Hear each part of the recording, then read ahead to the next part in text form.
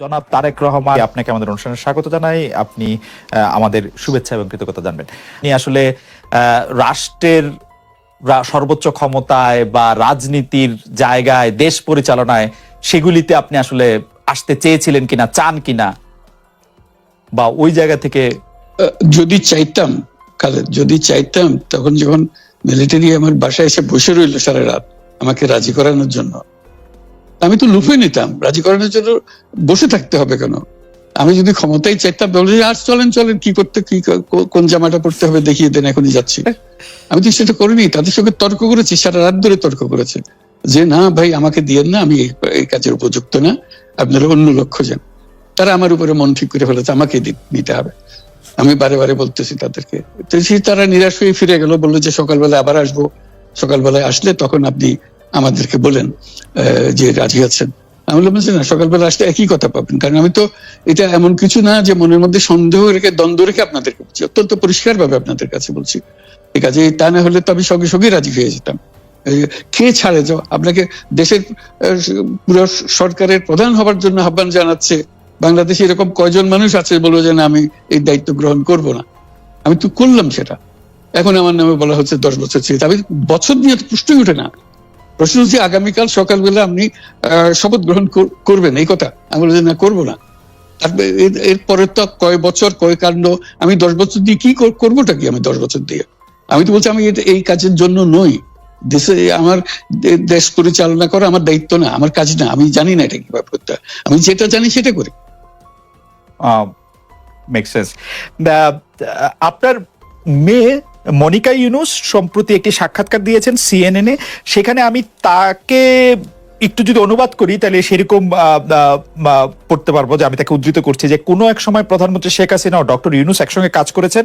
আমি আশা করি সেই সময়টা আবার ফিরে আসুক, শুধু গ্রামীণ কিংবা সংশ্লিষ্ট সব প্রতিষ্ঠানগুলোর ভালোর জন্যই নয়। যদি তারা আবারও একসঙ্গে কাজ করেন তাহলে সেটা চমৎকার হবে।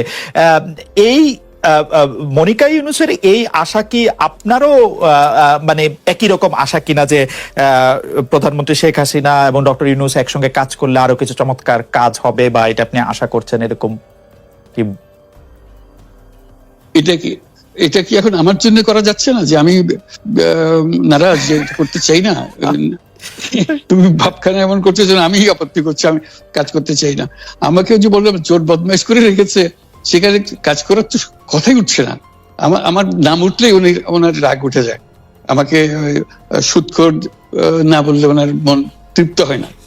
আমাকে চুবিয়ে না ডুবালে, পদ্মা নদীতে আমাকে চুবিয়ে না ডুবালে ওনার মনে শান্তি আসে না। ঠিক আছে, আমি কি করে বলবো? ওনাকে বলতে তো হবে, ওনাকে যদি কিছু বলতে হয়। পদ্মা নদীর কথাটা যখন উঠলই, পদ্মা ব্রিজ সম্পর্কে যে কথাটা সরকারের উচ্চ মহল থেকে এটা বলা হয় যে আপনি আপনার ক্ষমতা ব্যবহার করে বা আপনার পরিচিতি ব্যবহার করে বা আপনার যে একটা সাংঘাতিক রকমের গ্রহণযোগ্যতা সারা দুনিয়াতে আছে, যেটি আসলে ওয়ার্ল্ড ব্যাংক সহ অন্য জায়গায় আছে, সেটি দিয়ে আসলে আপনি পদ্মা সেতুটা বাংলাদেশ যাতে ঋণ না পায় সেটির জন্য আপনি চেষ্টা করেছেন। এই ব্যাপারটা নিয়ে কি আপনি একটু কিছু বলবেন, যে এটা আপনার বিরুদ্ধে একটা অভিযোগ? কি বলবো, এটা বলো, এটা হাস্যকর একটা কথা মুখ থেকে বলে ফেললো চোর ডাকাতের মতো। এটাও আরেকটা বলে ফেললো, এটাই সত্য হয়ে গেল। আমরা যে বারে বারে বিবৃতি দিলাম তখন এটা প্রশ্নই উঠে না। আমরা বাংলাদেশের নাগরিক হিসেবে আমরা গৌরবান্বিত যে এই পদ্মা সেতুর উপরে আমরা একটা সেতু বানাতে পারবো, এটার জন্য আমরা সবাই চাই। কাজে এটা তো বিরোধিতা করার তো প্রশ্নই উঠে না। কেন বিরোধিতা করবো? দেশে যে একটা বড় রকমের ঘটনা ঘটতে যাচ্ছে সেটা তো আমরা সবাই সমর্থন করেছি। বলেই চললেন। এখন একজনে বলতে থাকলে তো আমার করার কিছু তো নাই। উনি এত শক্তিধর যে এখানে আমার কথা তো কিছুই থাকে না। ওনার সব সরকারের যাবতীয় প্রচার যন্ত্র ওনার হাতে। আমার তো আমার গলার যত তীক্ষ্ণ। আপনি তো কথা বলেন না, বললে তো নিশ্চয়ই আপনার সাথে না। একটি প্রশ্ন আসছে যে পদ্মা সেতুর যখন উদ্বোধন করা হবে তখন কি আপনাকে নিমন্ত্রণ জানানো হয়েছিল?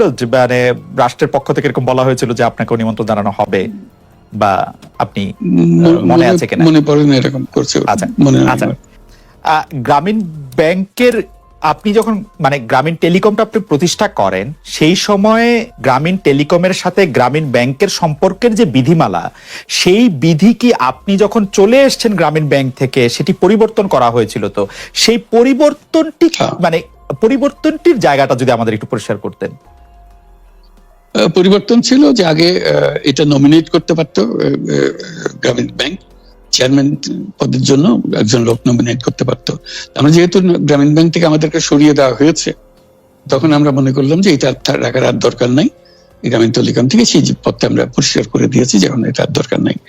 এইটুকু পরিবর্তন হয়েছে, এটা ন্যায়সঙ্গতভাবে পরিবর্তন করার ধারা অনুযায়ী যা যা করতে হয় সেটা করা হয়েছে। এতে তার ইচ্ছা বা তার কর্তব্য, তার করণীয় যে অবজেক্টিভস আছে, কোথাও পরিবর্তন হয় নাই। এই ক্ষেত্রে আমাদের এই বিষয়ে আর কি এইটাই আমাদের আরেকটা প্রশ্ন, সেটা হচ্ছে যে গ্রামীণ টেলিকম কি গ্রামীণ ফোন থেকে প্রায় 37% লভ্যাংশ পায়, যে এবং যদি পায় 34% লভ্যাংশ পায়, সেই 34% লভ্যাংশের যে টাকাটা, সেই টাকাটা কোথায় বা কি উদ্দেশ্যে ব্যয় করা হয়, সেই সামাজিক ব্যবসায় যেটি আসলে আপনার পেটেন্ট করা সোশ্যাল বিজনেস, সেটির কাঠামোটা আসলে কি বা সেটি কিভাবে আপনি করেন? সামাজিক ব্যবসা হলো এমন একটা নতুন ধরনের ব্যবসার চিন্তা, যেটা আমরা প্রমোট করছি, আমরা নিজেরা প্র্যাকটিস করছি। যেটা ব্যবসা মানে হলো মুনাফা করা, ব্যক্তিগত মুনাফা করা, এবং তার লক্ষ্য হলো সর্বোচ্চ মুনাফা করা। এটি হলো ইকোনমিক্স এর নিয়ম, যে সর্বোচ্চ মুনাফা যদি করি সবকিছু ঠিকঠাক মতো চলবে। আমরা বললাম যে এটা ভুল জিনিস, যে সর্বোচ্চ মুনাফার মধ্যে দিয়ে মানুষকে এক রকমের নেশাগ্রস্ত করেছে, এই মুনাফার নেশার মধ্যে তাকে ঢুকিয়ে দেওয়া হয়েছে। এই মানুষকে এই মুনাফার নেশাগ্রস্ত মানুষ হিসেবে এটা আমরা কল্পনা করতে পারি না। আমরা বলছি যে এটা মুনাফা সে করবে, সর্বোচ্চ মুনাফা করবে, কিন্তু অন্য ধরনের ব্যবসা আছে। ব্যবসা এখন শুধু এক প্রকারের ব্যবসা আছে, যে ব্যবসাতে শুধু মুনাফা সর্বোচ্চকরণ, এটাই হলো নির্দিষ্ট নিয়ম। আমরা বলছি আরেক রকমের ব্যবসা, যেটা হলো মানুষের সমস্যার সমাধান করা, মুনাফার জন্য কোনো রকমের ইচ্ছা তার না থাকা, মুনাফা বিহীন ভাবে, কোনো মুনাফা, ব্যক্তিগত মুনাফা না নিয়ে শুধু সমস্যার সমাধানের জন্য ব্যবসা করা, এটাকে আমরা বলছি সামাজিক ব্যবসা। জনাব তারেক রহমান, আপনাকে আমাদের অনুষ্ঠানে স্বাগত জানাই। আপনি আমাদের শুভেচ্ছা এবং কৃতজ্ঞতা জানবেন।